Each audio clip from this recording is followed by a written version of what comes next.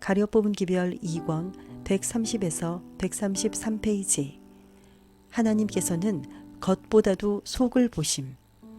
하나님에 대한 사랑과 경건한 신앙심으로 지배되지 않고 있는 이러한 회합들은 인간에 대한 진실되고 정직한 사상을 발견할 수 없다. 저들이 하는 대부분의 거래들은 공의와 정당성에 반대되는 것들이다. 악을 바라보기에는 너무나도 순결한 눈을 가진 자는 이러한 회합에서 행해지고 있는 많은 일들에 가담하지 않을 것이며 가담할 수도 없다. 그대들 자신의 양심이 내가 말하고 있는 진리에 대하여 증인이 될 것이다.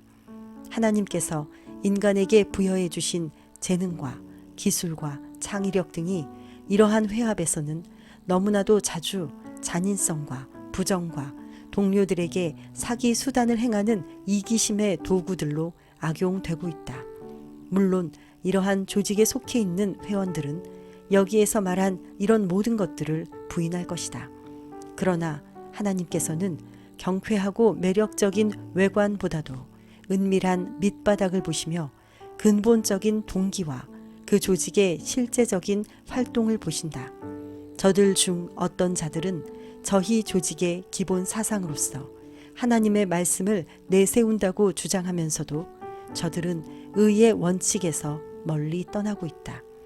이러한 조직체에서 정한 법규에 의해서 조직에 관련된 비밀을 누설할 때 생명을 바칠 것을 요구하는 명령에 복종하겠다는 서약을 하게 된다. 또한 회원들은 특수한 환경에서는 마땅히 받아야 할 벌칙에서 죄의식을 없애버리겠다는 서약을 하게 된다.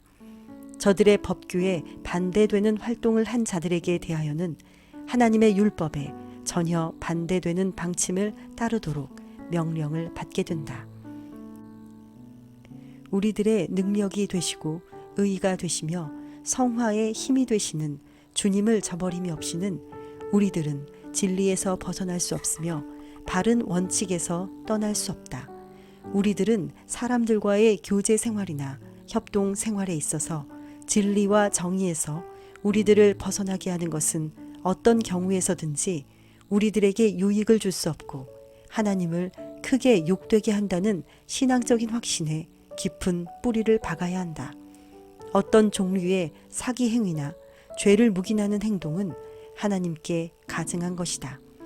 이러한 비밀 결사 조직 가운데는 언제나 부정 수단들이 따르며 하나님과 천국 앞에서 결백한 자가 되려는 사람들은 아무도 그러한 일들에 열중할 수 없다. 도덕적인 상태는 하나님께서 불의하다고 선언하시고 당신의 섭리와 계명에 정반대되는 그러한 수준으로 떨어지게 된다. 하나님을 사랑하노라고 공언하는 자가 이러한 조직에서 명예로운 지위를 차지하는지 모르나 하나님께서 보실 때에 그는 그리스도인으로서의 자격을 더럽히는 것이며 의와 참된 거룩함의 원칙에서 자신을 점점 멀리 분리시키는 것이 된다. 그는 예수님의 보혈로 사신받은 자신의 능력을 악용하고 있다. 또한 그는 헛된 것을 위하여 자신의 영혼을 팔아버리고 있는 것이다.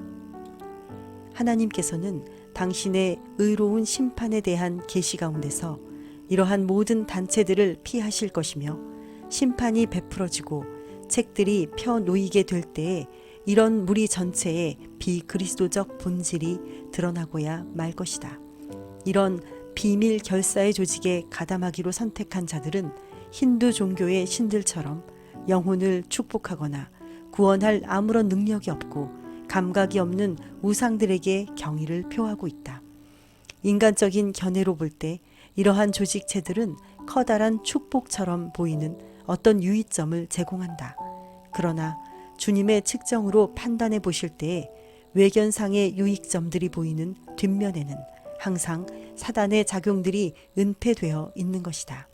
금고에 늘어나는 수입이 많아지면 많아질수록 악에 빠지는 심도도 더욱 깊어진다. 경건치 않은 세상 사람들은 이러한 조직체들이 거두어들이는 재물의 이득을 얻을 것이나 그 모든 취지를 더듬어 살펴볼 때 저주가 될 것을 발견하게 될 것이다. 엘리바스가 욥에게 말한 말들은 이러한 조직체들에 관하여 매우 유효적절한 표현이다. 내가 미련한 자의 뿌리 박는 것을 보고 그 집을 당장에 저주하였노라. 욥기 5장 3절. 이러한 조직체들은 사단의 함정이며 영혼들을 걸려들게 하는 사단의 그물이다. 하나님께 향한 충성심의 문제. 이스라엘의 거룩하신 하나님께 범죄가 되는 너무나도 많은 것들을 이 세상은 찬성해주고 있으며 지지해주고 있다. 하와가 하나님께서 제한하신 구역을 떠나 하나님께서 하지 말라고 말씀하신 것을 행하는 것이나 아담이 그녀의 모본을 따르는 것이 매우 사소한 일처럼 보였으나 바로 그 점이 대기만자인 사단이 인류로 하나님의 나타난 섭리보다도 인간 자신의 상상력을 따르게 함으로써 인간의 영혼을 파멸시키려고 계획한 것이었다.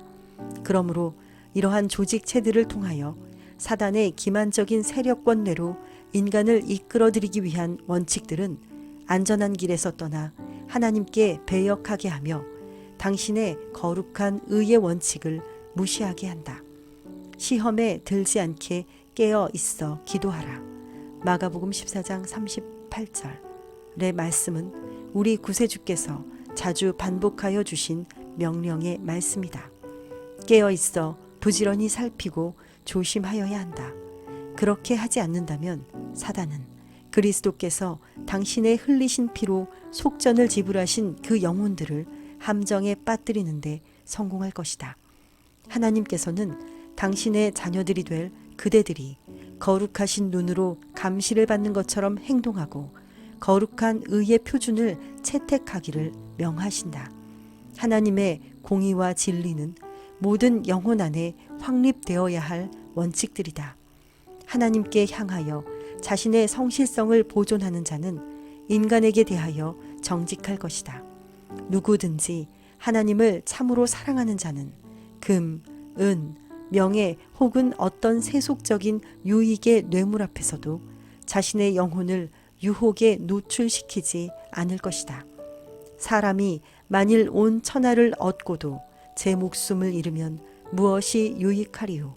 사람이 무엇을 주고 제 목숨을 바꾸겠느냐? 마가복음 8장 36, 37절. 그리스도인들은 하나님의 통제를 받지 않는 이러한 조직체들의 비밀 명령에 그들을 묶어매고 있는 모든 관계를 끊어야 한다. 저들은 하나님께 충성하면서 동시에 이러한 조직체들에게 충성할 수 없다.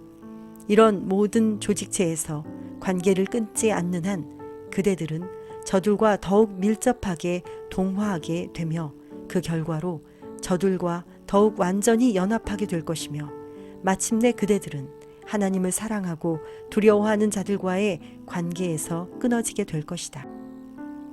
그리스도인은 자신의 영성에 방해가 되는 것들을 버리고 다른 모든 것들을 희생하는 것을 위대하게 생각해야 할 것이다.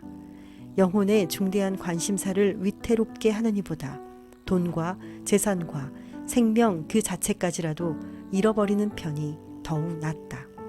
하나님의 청지기. 이러한 비밀 결사의 조직들과 스스로 관련을 맺고 있는 그대들은 마치 산산조각이 날 막대기를 의지하고 있는 것과 같다.